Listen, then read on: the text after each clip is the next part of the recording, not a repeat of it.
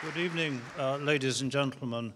Well, the star of the show this evening is, of course, the Cyrus Cylinder. You're all familiar with it. It's in a case over there. It's one of the most iconic objects in the British Museum.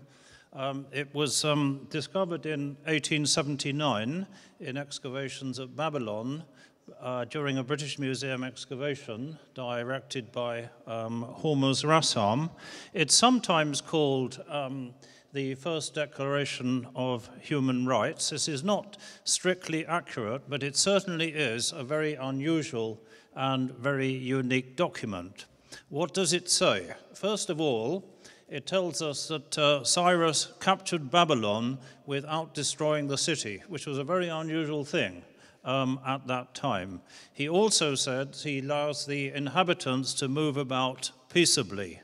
He goes on to say that he frees the inhabitants of Babylon from their forced labor obligations. And then, and this is the most crucial part, he talks about sending back to the shrines from which they've been removed god statues from around the Persian Empire. He also allows to return to their homelands deported peoples. Now, the combination of all these things is extremely unusual at this time, and that's what makes the Cyrus Cylinder such an important document. And we know now that it wasn't just a foundation inscription, as has sometimes been claimed by a few skeptics. It was actually a proclamation. And that's been made clear by the discovery very recently, in 2009 to 10, of two fragments of tablets which both carry exactly the same text as the Cyrus Cylinder itself. So this was a proclamation that was probably sent all around the Persian Empire in different mediums, on papyrus or on clay tablets, possibly even in places on rock inscriptions. And this, of course, finds expression also in the Bible. In three different books of the Bible, in the book of Isaiah, 2 Chronicles, and Ezra and Nehemiah, we see that Cyrus was very highly regarded by his contemporaries.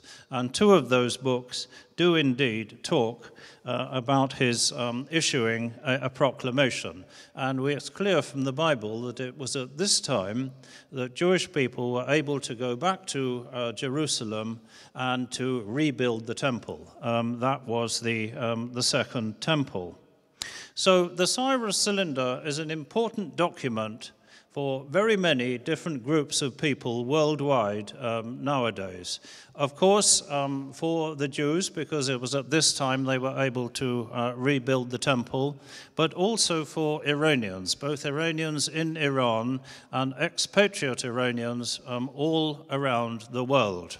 And all of you know, I think, that the cylinder was sent to Iran for an exhibition in 2010, where it was seen by up to 500,000 people. Now, as we've heard from Harley, thanks to the generosity and sponsorship of the IHF, it's going on a tour of America, where it's going to be on view in 5 different institutions. Now, all this is largely due to the vision of Neil McGregor, who unfortunately can't be here this evening because he's in India at the moment.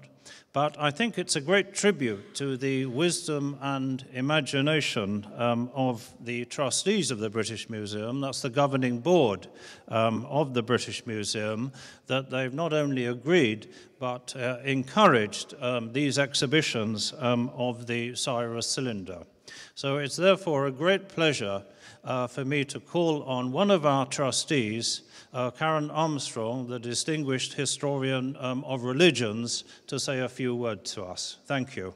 Karen.